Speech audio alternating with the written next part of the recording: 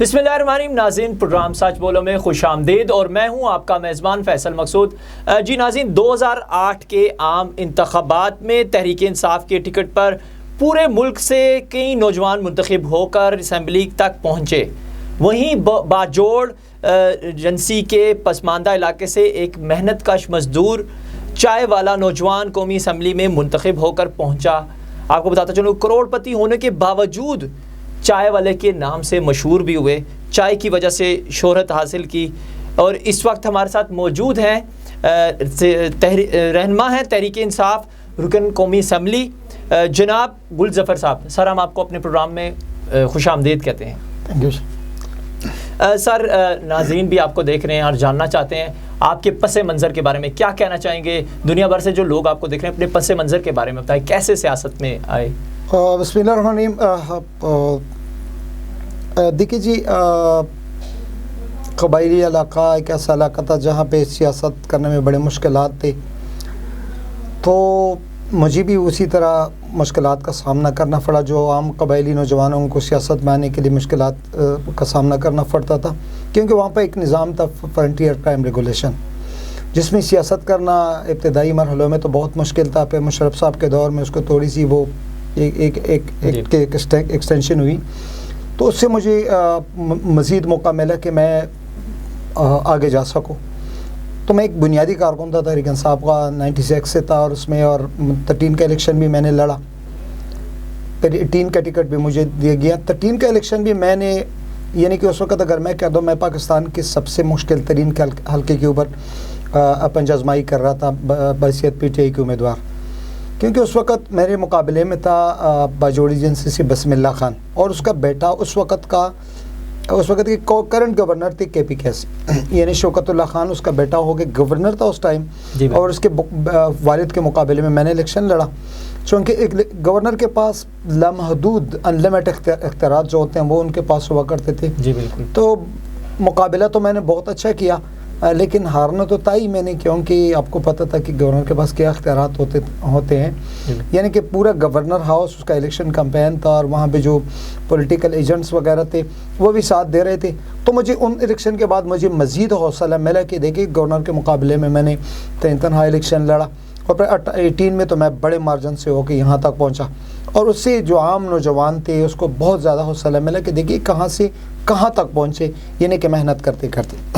آپ سر ایک عام انسان، جیسا کہ آپ کو پتہ ہے سیاست میں آنے کے لیے ایسا بندہ آتا ہے جس کے پاس پیسہ ہو، اور آپ تو ایک چائے کے ڈھابے پہ کام کر رہے تھے، ہمیں جو ہمارے ذرائع کے مطابق آپ چائے سے ڈھابے پہ، پھر آپ کراچی میں بھی رہے جو ہمارے ذرائع کے مطابق، پھر وہاں بھی آپ نے کام کیا، لیکن سیاست میں کیسے آپ ان ہوں گے؟ اور اتنا پیسہ چونکہ اس میں درکار ہوتا ہے ایک سیاسی لیڈر بننے کے لیے، ذرا تھوڑا ماجرا اس پہ بھی ذرا روشنی ڈالیں کہ کیسے آپ سیاست میں آ گئے؟ ایک عام انسان، چائے والا ایک نوجوان، وہ کیسے سیاست میں آ گیا؟ اس کے پاس اتنا پیسہ کہاں سے آیا؟ دیکھیے کہاں جاتا وہ ایک ہے کہ ارادے جن کے پختہ ہوں، نظر جن کے خدا پہ ہوں، طلاتم خیز موجن سے وہ گھبرائے نہیں کرتا۔ ہر چیز کی کوئی پلاننگ ہوتی ہے کہ بھائی اس کے لیے ہم نے یہ وہ اسٹیمیٹ لگا لیتے ہیں کہ اس طرح ہم نے کرنے۔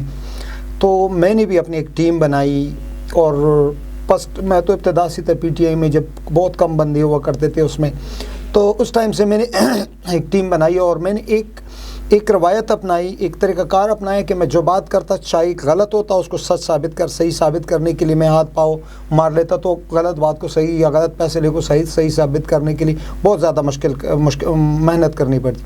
تو میں نے سب سے پہلے تو وہ کہ جو فیصلہ کرتا اس پر ڈٹے رہتا، اور ایک ٹیم ایسی بنائی کہ اس میں ایک میں نے اویئرنیس پیدا کی کہ بھائی یہ ہم اگر کسی کے پاس بحیثیت مہمان جائیں قبائلی علاقہ جات میں، تو اب اس کے لیے ہزاروں روپے کے اخراجات کر جاتے ہیں، 10 15 20 25 ہزار روپے کے، لیکن وہاں پہ جب انجمن سازی کو ہوا کرتی تھی تو اس کے لیے کوئی چندہ دینے کے لیے تیار نہیں ہوتا تھا۔ تو میں نے اس کے اوپر کام کیا، اور پھر میں نے ایک ٹیم تشکیل لی۔ اس وقت اگر میں کہہ دوں کہ پوری کے پی کے میں سب سے مضبوط سوشل میڈیا ٹیم میری ہے، تو یہ غلط نہیں ہوگا، کیونکہ کم سے کم 1000 اکاؤنٹس ایسے ہیں جو فیس بک اور اینی ٹائم آن ہوتے ہیں اس پہ، ٹویٹر پہ، جو ہماری پبلسٹی میں اور جو ہمارے اچھے کام ہیں وہ دنیا تک پہنچا رہے ہیں. تو میں نے ایک ٹیم بنائی اور پھر اس کو کوئی کسی کو میڈیا کے اوپر لگا دیا، کسی کو ڈونیشن سائٹ پہ جو ہمارے رشتہ دار تھے یا دوست احباب تھی یا پارٹی کے کارکن تھے. تو 13 میں بھی انہوں نے مجھے سپورٹ کیا اور بھرپور سپورٹ کیا، اور 18 میں بھی مجھے انہوں نے بھرپور مالی معاونت فراہم کی. سر یہ بتائیں کہ آپ کو پتہ پارٹیز تو بہت تھی، پاکستان تحریک انصاف ہی کیوں چوز کیا پاکستان تحریک انصاف کو؟ دیکھیے جی، جب ہم سیاست میں آ رہے تھے تو بچے تھے اور اس وقت ہماری آئی ڈی کارڈ بھی نہیں بنی تھی، تو کچھ تو کرکٹ کی وجہ سے خان صاحب کے ساتھ محبت تھی اور اب بھی ہے، اور کچھ یہ کہ وہ جو ہمیں مینیفیسٹو دے رہی تھی یا جو اس کا ویژن تھا، جو منشور تھا، اس سے متاثر ہو کے کہ یہ ملک جائیں گے تو کہاں جائیں گے، کیسے ان چیزوں کو ہم نے ہینڈل کرنا ہے. تو ہم نے خان صاحب کے ہاتھ بیٹھانے کا فیصلہ کیا تھا اور خان صاحب کے ساتھ ہو کے یہاں تک پہنچے اور انشاءاللہ عزیز آخر تک رہیں گے. ہمارے ذرائع کے مطابق سر آپ نے جو اپنی سیاست کا آغاز کیا وہ MQM سے کیا، کیا سمجھتے ہیں اس میں کتنی حقیقت؟ مہاجر قومی مومنٹ سے سر کیا تھا. اس وقت وہ مظلوم تھے اور دوسرے ان کے ساتھ توڑا دبا رہے تھے، تو میں تھوڑا سا لیڈنگ مائنڈ کا تھا اور سیاسی مائنڈ کا تھا.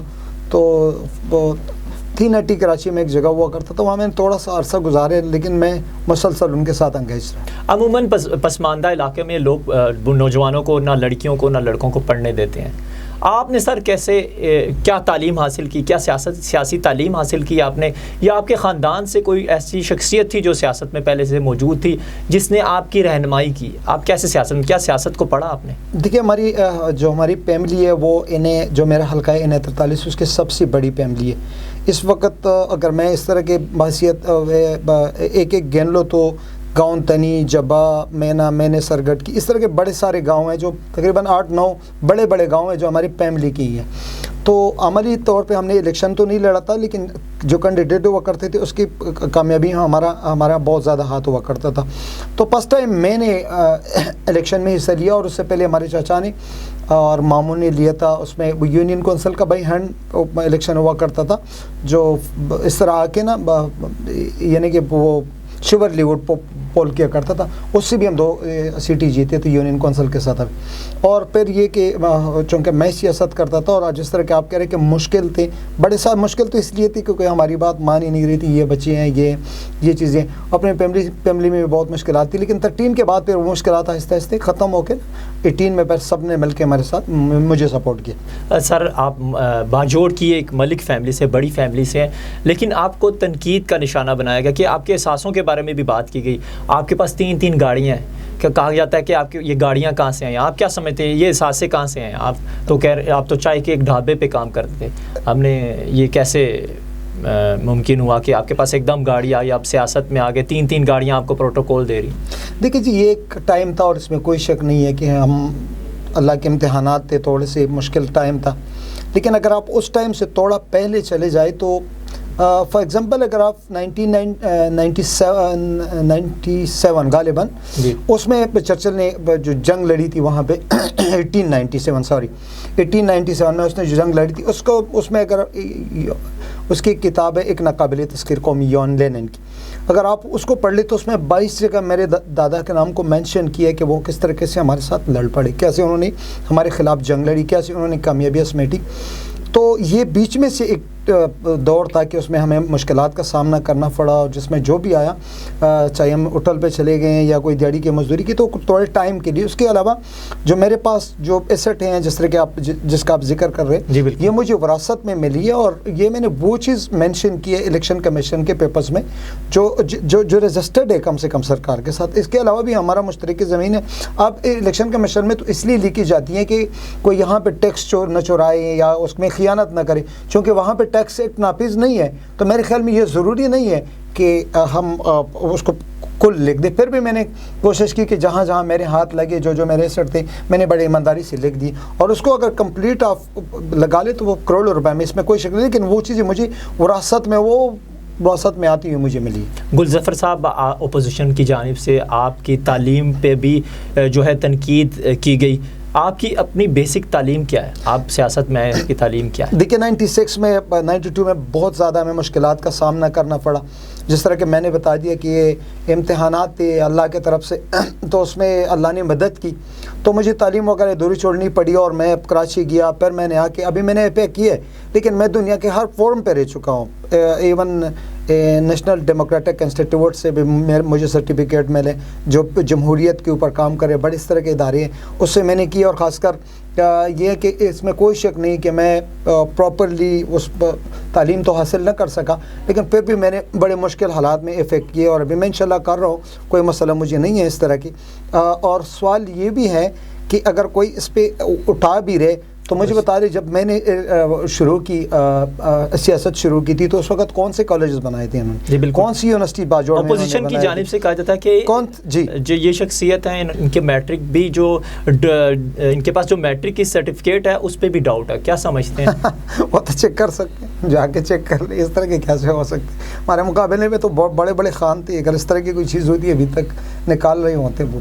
اچھا سر، مزید شامل کریں گے آپ نے اپنے علاقے کے لیے، جب سے آپ اسمبلی میں آئے، اپنے علاقے کے لیے کیا کام کیا؟ تھوڑا دیکھیں، سب سے پہلے کام تو یہ کیا کہ ایک تصور تھا کہ کوئی ایم این اے سے نہیں مل سکتا، تو تقریباً اب وہ تصور ابھی ختم ہو چکے ہیں. یعنی کہ اینی ٹائم اس کو ایم این اے میسر بھی ہیں، اویلیبل بھی ہیں، اور اینی ٹائم اس سے مل بھی سکتے ہیں. اور میں کوشش بھی کرتا ہوں چونکہ ایک حلقے کا نمائندہ ہو کہ اس کو ٹوٹلی ٹیلی فون کالز اٹینڈ کرنا مشکل کام ہے، لیکن میں پھر بھی کوشش کرتا ہوں کہ جو مجھے 100 کال ہے اس میں 70 تو کم سے کم اٹینڈ کر سکتا ہوں. اکثر اجلاس میں ہوتا ہوں، میٹنگ، یا جس طرح کہ آپ کے شو میں مجھے گھنٹہ ڈیڑھ بیٹھنا پڑیں گے، تو اس ٹائم تو میں نہیں کر سکتا ہوں، لیکن پھر بھی میرے کو. اس کے علاوہ میں نے ابھی تک جو کیے تو تاریخ میں پہلے بار، ایک تو وہاں پہ پریمکس روڈ بن رہے. پہلے 12 فٹ کے روڈ کی پالیسی ہوا کرتی تھی کہ انہیں کہ چھوٹا سا وہ جس طرح کے ایک ہمارے علاقے میں کھچر کے رستے ہوا کرتے تھے، اس طرح کے روڈز بنا کے خراب ہوتے تھے. تو میں نے ابھی 18 فٹ کے پالیسی سے بڑے اچھے خاصے روڈز بنائے جس پر اب بھی کام جاری ہے. اور فسٹ ٹائم اب پوری باجوڑ کی تاریخ اٹھا کر دیکھ لیں کہ 70 کلومیٹر روڈ کے اوپر ایک سال میں کبھی بھی کام نہیں ہوا، لیکن میں اس وقت کر رہا ہوں. اس کے علاوہ میں کر رہا ہوں اس وقت کہ تقریباً 100 کے لگ بھگ ہماری واٹر سپلائی اسکیمز کے اوپر یا ڈگویل ٹوبیل ہے ان کے اوپر اس وقت کام شروع ہے. اور ان سب سے بڑھ کر ایک کام میں نے کیا کہ پہلے وہاں پہ ایک سسٹم تھا، ٹھیکیداری سسٹم میں کیرنگ ہوا کرتا تھا، بائی نیم اسکیمیں دی جاتی تھی کہ بھائی یہ میں نے پلانے ٹھیکیدار کو دیا اور وہ کر لیتی اور پھر جو مرضی کر لیتی. اس وقت وہاں پہ بڈنگ اور بلنگ ناپس ہے، اور کوئی آپ بھی لے سکتے ہیں، کوئی بھی لے سکتے ہیں. جو بلو پہ جائیں گے اچھے بلو پہ وہ اس کو ملیں گے، اور اس کو مانیٹرنگ بھی اچھی طریقے سے ہم کر رہے ہیں. تو اس کے علاوہ ایجوکیشن کے اوپر خان صاحب کو بلایا، میڈیکل کالج کی منظوری دی انہوں نے، نرسنگ اسکول کی دی. اور ابھی جو ہماری پرائمری مڈل اسکولز وغیرہ اس کو اس لیے ابھی ہم وہ دھیرے دھیرے کور کر رہے ہیں کہ چونکہ وہاں پہ ریشنلائزیشن پالیسی نے نافذ ہونا ہے، تو ہم اس کے انتظار میں ہیں کہ کب وہ ریشنلائزیشن پالیسی نافذ ہوگی تاکہ ہمیں کے پی کے طرف پہ اسکولز ملے. اور میرے خیال میں یہ 2-3-4 مہینے میں وہ چیز انشاءاللہ ہو جائے گی. ظفر صاحب یہ بتائیں کہ عموماً عام انسان سوچتا ہے کہ جو آپ کا علاقہ ہے ایجنسی باجوڑ ایجنسی، اس میں عام انسان جو ہے سیکورٹی جو سارا صورتحال ہے وہ بڑی خطرناک ہے. آپ کیا کہنا چاہیں گے اس بارے میں؟ سیکورٹی صورتحال کو کیسے دیکھ رہے ہیں؟ دیکھیے یہ بڑی بنیادی بات آپ نے کی، اور جو اس وقت سیکورٹی صورتحال ہے یا پہلے تھی، تو ظاہر بات ہے کہ کس کو گھر میں بناتی ہوئی نا تھوڑا ٹائم لے لیتے ہیں. یا پھر جس طرح کہ آپ کا یہ چینل بھی لانچ ہو رہا تھا، بڑے محنت آپ نے کی، تو اس وقت اینڈ پہ جا کے اس وقت بنیاد پہ پہنچ رہے ہیں انشاءاللہ. جو جڑیں وہ نکالنے لگے ہیں، بڑے اچھے طریقے سے کور کریں. خاص کر یہ 2-3 مہینے میں جو ڈیلیور کر چکے ہیں وہ، اور جتنا کام اس وقت کر چکے ہیں، میرا نہیں خیال کہ پہلے کبھی اتنا کام ہو چکا ہوا اس کے اوپر. اور مجھے امید ہے انشاءاللہ کہ ان قریب ہم اس منزل تک پہنچ جائیں گے جس کا ہم نے یہاں سے پالیسی بنائی ہے، یا ہم نے اس کا ارادہ کیا، یا ہم جس طرف جا رہے. تو مجھے امید ہے انشاءاللہ 100% کہ ہم اس طرف پہنچ جائیں گے جہاں ہم نے جانے. اس وقت جو وہاں پہ ہمارے ہیں جو ذمہ دار ہیں یا رسپانسیبل لوگ ہیں، میں نام نہیں لینا چاہتا، وہ بڑے اچھی ایمانداری سے اور پروفیشنل انداز سے اس کو انشاءاللہ کور کر رہے ہیں. اور یہ کچھ 2-3 مہینے میں اس کو بہت ساری کامیابی ابھی ملی. گلظفر صاحب، پاکستان تحریک انصاف جب سے حکومت میں آئی ہے، جو ماضی میں اقتدار میں آنے کے بعد ماضی میں جتنی بھی حکومتیں ہیں ان پہ الزامات کی بارش کرتی جا رہی ہے، لیکن وہ الزامات جو ہے وہ ثابت بھی نہیں ہو رہے. بار بار وہ نیب اور اس طرح سے یہ ساری صورتحال اور خود بھی عملاً کوئی کارکردگی پاکستان تحریک انصاف کی نہیں نظر آ رہی، بجائے یہ کہ سوائے مہنگائی کے، بے روزگاری کے، اور آپ کے سامنے سارا پیٹرول کی قیمت آپ کے سامنے، کیا یہ ساری سچویشن کیسے دیکھ رہے ہیں؟ الزامات کا تو وہ سلسلہ نان سٹاپ چلتا رہتا ہے، کیا دیکھ رہے ہیں؟ دیکھیں، ہم خود اس پہ سر جوڑ کے بیٹھ چکے ہیں اور بیٹھ رہے ہیں کہ بھائی یہ سسٹم کیسے بنا ہے کہ جہاں پہ کروڑوں روپے چرایا گیا ہو، اربوں روپے چرایا گیا ہو. ایک بندہ اگر پوچھے بھائی کہ کوئی لیکن ثابت نہیں ہو سکے سر. دیکھیے جی، اگر کوئی بندہ کہیں کہ آسمان ہے، آپ کہیں گے ہے، وہ کہیں گے ثبوت دے دے، تو آپ کہیں گے بھائی ان کو اٹھا کر دیکھ لیں، آسمان کے لیے ثبوت کی ضرورت نہیں ہوتی. تو یہ چیز تو صاف ظاہر ہے، یہ آپ کے سسٹم میں پاڑ ہے کہ وہ کسی بندے کو پکڑ کے 3-3 4-4 مہینے تک ٹرائل کرتے ہیں اور پھر ضمانت پہ رہا کر دیتے ہیں. تو ہم بھی کوئی ایک کیس تو نہیں ہے، ہم بھی آخر تک جائیں گے ان سے کہ بھائی اس سے کوئی یہ چیزیں نہیں ہوتی. تو ہمارا قصور اس وقت نہیں ہے. ہم نے قوم سے وعدہ کیا تھا کہ ہاتھ ڈالیں گے، ہاتھ تو ڈال دیا ہم نے. اب ہم کیا کریں کہ سسٹم اس کو ریلیف دے رہے ہیں، اس کو فیسیلیٹیٹ کر رہے ہیں، تو اس میں ہماری کیا قصور ہے؟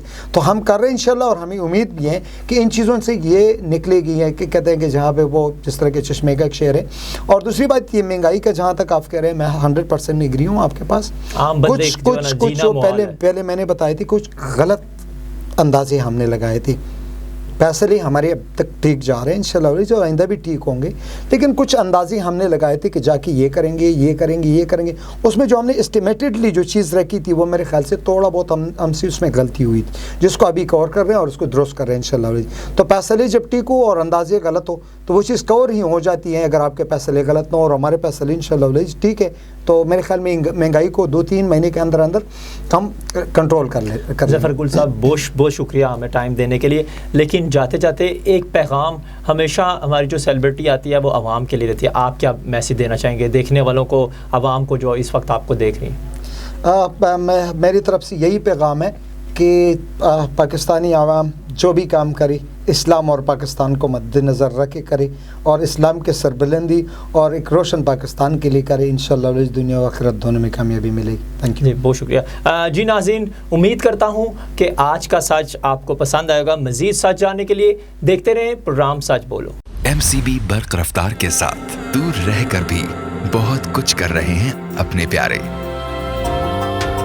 کروڑوں چہروں پر خوشیاں بکھیر رہے ہیں. بیرون ملک سے پاکستان فری اور فوری رقم بھجوانے کا بااعتماد ذریعہ MCB برق رفتار، جو دے آپ کو ملک بھر کے ATMs اور 1350 سے زائد MCB برانچز سے رقم وصول کرنے کی سہولت. MCB برق رفتار سے بھیجی گئی رقم MCB لائٹ والیٹ یا MCB آسان ریمیٹنس اکاؤنٹ میں بھی وصول کریں اور اپنی زندگیاں سنواریں. MCB برق رفتار، فوراً سے فوری. MCB bank for life.